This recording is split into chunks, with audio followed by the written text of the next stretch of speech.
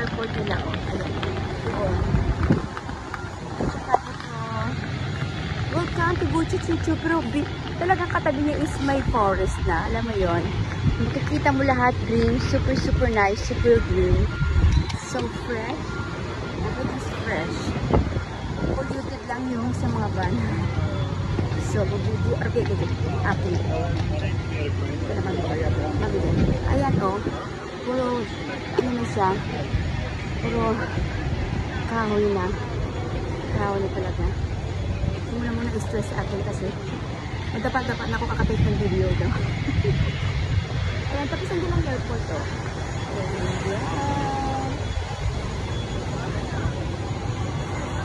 First time ko actually sa airport na El Nido.